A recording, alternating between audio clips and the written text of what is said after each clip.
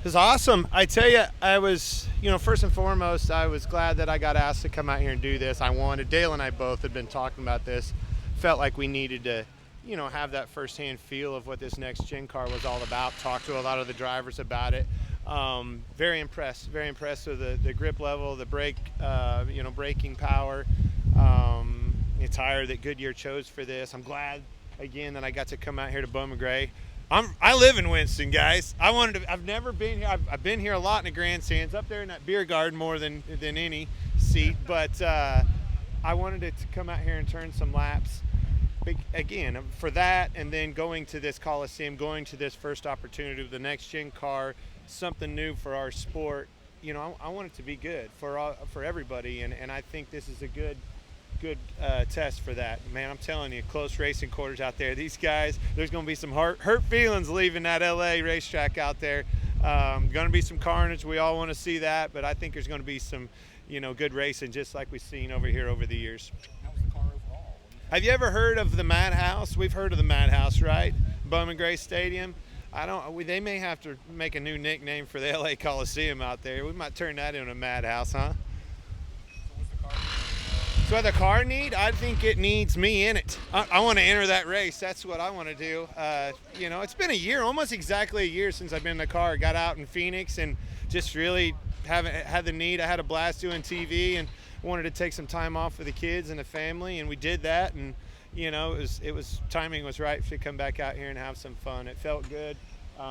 Tony's seats, it's a little too big, but I was walling around a little bit and may need to put a different seat in it. The steering wheel is too far away. I don't know why that was adjusted either, Tony, but we had a lot of fun out here today, and I think it'll go a long ways to putting a good show on at that Coliseum. It's very important to make sure you got their grip level right for those guys that go out and do what they do. You mentioned the TV side. How much is this going to help you in the booth? Oh, a lot. I mean, the shifting, I didn't know they were in second gear. That's a new one for me, bud. Even on a track like Martinsville, you're in fourth gear. Give me high gear, right? So I went out there and just put it in fourth gear. I was actually practicing shifting because the shifter is so much different than what we had. But the brakes are phenomenal. That's something that caught me off guard. They're a little bit better than what we had. Part of that is a brake package. Part of that is just the car itself, the suspension components in that, and then the tire. The tire's wider, quite a bit wider, the 1.5 inches wider than what we had last year. So that much more rubber on the racetracks, more grip for those guys that go out and do business. Can you envision how this car is going to race next year? I don't think it'll look like that when they leave the LA Coliseum. I can envision that, if that helps. But I can't. I mean, obviously from Bowman Gray, I can envision what it would leave here like. But the 1.5 miles and stuff like that, I think there's a Charlotte test that is on a schedule. I'm looking forward to seeing what those guys do, because I do believe they need to get all these cars out on the racetrack and see what they're going to do. I know they did that at Daytona, had a good test down there, and I feel like those bread and butter 1.5 mile racetracks, we need to gain a little bit. They need to be more entertaining and more exciting, and we need to lean on this car to give that to us. You mentioned that the tires are a little bit wider. Yeah. How much of an adjustment do you think that's going to be for the drivers on track?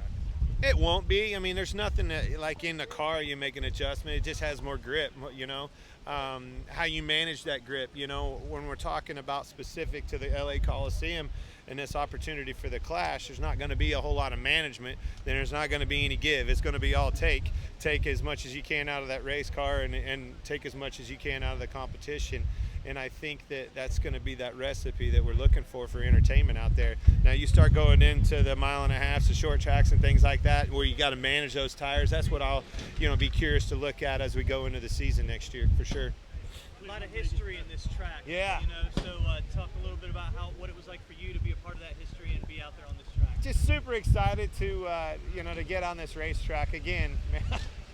Every time I'm here, I'm up there in the beer garden having fun with everybody, my buddies that are from Winson-Salem, and love this racetrack, love the atmosphere, the fans, man. No different than any NASCAR track.